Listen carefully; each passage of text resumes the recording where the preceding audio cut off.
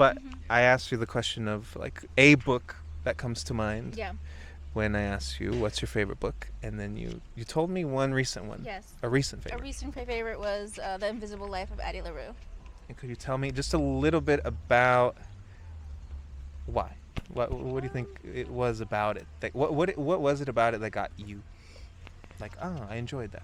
I thought it was interesting that you know, people always think about like, what are you gonna do if you live forever, and that's kind of the premise of the book. Is this woman makes a deal with what you consider the devil, but Yeah.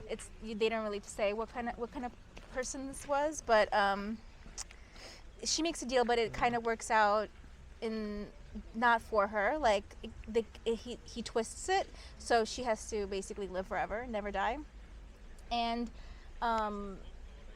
just kind of the connections that she makes and the connections she doesn't make. So I just thought that was interesting. Does she die at the end? No, I don't actually.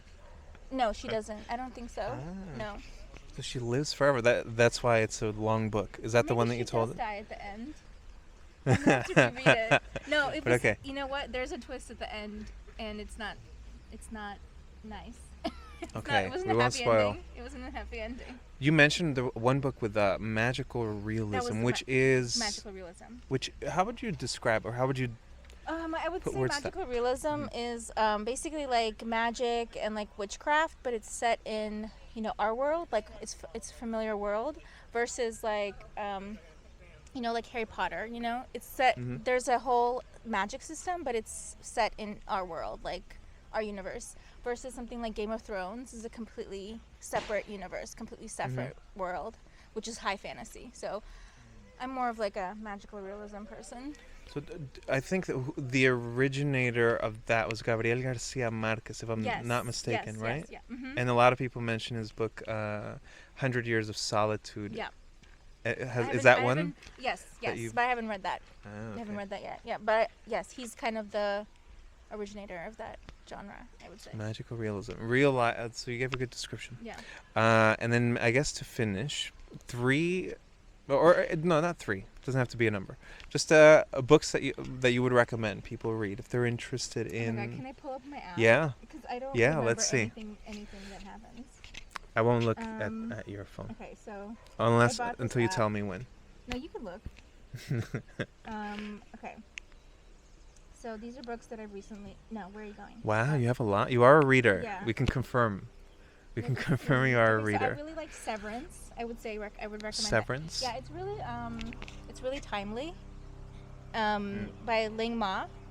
It's really timely to the world that we live in. It's about basically a pandemic and what happens to this one woman after, and how she's like kind of stuck in her office. And I just thought it actually came out before, I think, the pandemic.